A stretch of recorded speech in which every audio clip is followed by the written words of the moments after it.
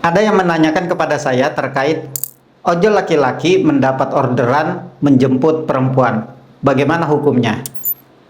Di sini kita akan berbicara tentang nizamul istimai fil Islam atau sistem pergaulan dalam Islam. Maka kita akan membuatkan bagan hubungan pria dan wanita dalam Islam. Sebelum berbicara tentang bagan, saya akan menyampaikan tentang hukum asal pria dan wanita adalah terpisah. Apabila interaksinya itu tidak sesuai syariat, maka kembali kepada hukum asal tadi, yaitu terpisah. Dan ada dua faktor yang perlu kita lihat antara hubungan pria dan wanita tadi. Yang pertama adalah fakta yang terindra atau objeknya, yaitu pria dan wanita tadi. Yang kedua adalah pikiran yang dapat mengundang makna-makna, atau bisa saja pikiran kita sedang melakukan traveling atau memikirkan hal-hal yang negatif. Baik, kita akan membuatkan bagan hubungan pria dan wanita dalam Islam. Yang pertama adalah istima, dan yang kedua adalah ikhtilat. Istima yaitu berkumpul tanpa interaksi, sedangkan ikhtilat adalah berkumpul dengan interaksi.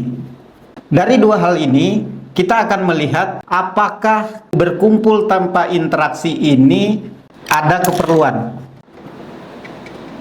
termasuk berkumpul dengan interaksi apakah ada keperluan atau tidak. Kita akan membahas pada poin istima dulu, atau berkumpul tanpa interaksi. Jika tidak ada keperluan, maka ini hukumnya adalah haram. Sedangkan jika ada keperluan, maka kita lihat apakah keperluan tadi atau interaksi tadi di tempat umum atau tempat khusus.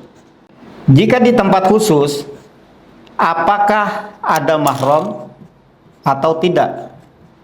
Jika tidak ada mahram, maka hukumnya adalah haram. Sedangkan jika ada mahram, maka hukumnya adalah boleh. Jadi berkumpul tanpa interaksi ketika ada mahram, maka hukumnya boleh. Ini jika di tempat khusus seperti rumah pribadi atau ruangan tertutup atau mobil pribadi dan lain-lain. Sedangkan di tempat umum seperti di pasar atau di sekolah atau di rumah sakit dan tempat-tempat yang lain, maka yang kita lihat apakah ini berkholwat atau berduaan. Jika tidak, maka boleh, dan jika iya, maka hukumnya adalah haram.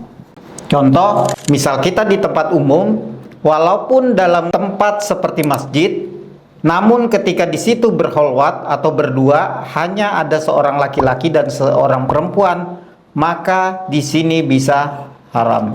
Kemudian kita akan membahas tentang ikhtilat atau berkumpul dengan interaksi. Apakah ada keperluan atau tidak? Jika tidak ada keperluan, maka hukumnya adalah haram. Jika ada keperluan, maka dilihat lagi apakah di tempat khusus atau tempat umum. Jika di tempat khusus, maka yang dilihat apakah dengan mahram atau tidak. Jika tanpa mahram, maka ini hukumnya adalah haram. Dan jika ada mahram, maka dilihat lagi apakah berkumpulnya ini dibolehkan syariat atau sesuai syariat. Jika tidak, maka haram. Dan jika iya, maka boleh. Sedangkan di tempat umum, maka dilihat lagi apakah interaksi di tempat umum dibolehkan syariat atau sesuai syariat. Jika tidak, maka hukumnya adalah haram.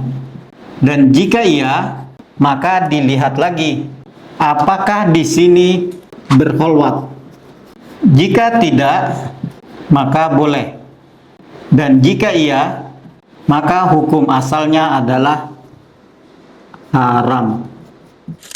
Kembali kepada pertanyaan, kalau kita berbicara tentang ojol yang dapat orderan membonceng seorang perempuan, Dan ini bisa terjadi yang namanya berkumpul dengan interaksi. Jika dilihat dengan keperluannya, maka ini berkaitan dengan pekerjaan atau mencari nafkah. Berarti keperluannya ada. Apakah dia di tempat khusus atau di tempat umum? Dalam posisi tempat khusus, itu terjadi ketika ruangan tertutup atau tidak dilihat oleh orang lain. Itu kategori tempat khusus. Kemudian di tempat umum masih dilihat oleh pihak lain atau orang lain.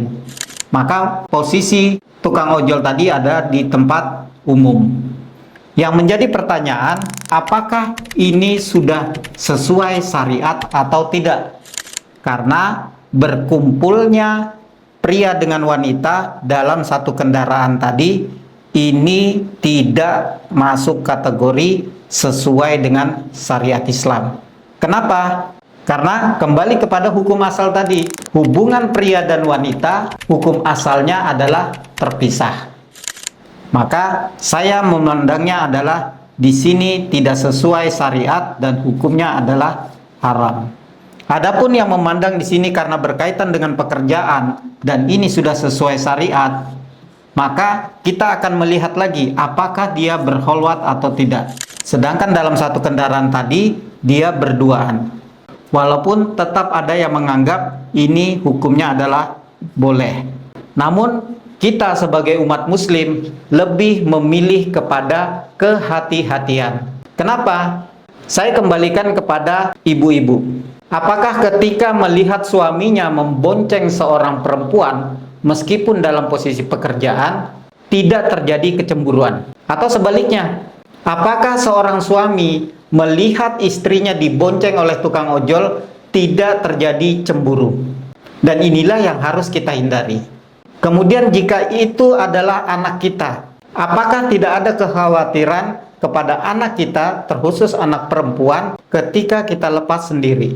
Disinilah Islam menjaga kehormatan perempuan. Mungkin itu pendapat saya. Wallahu a'lam bishawab. Sudah paham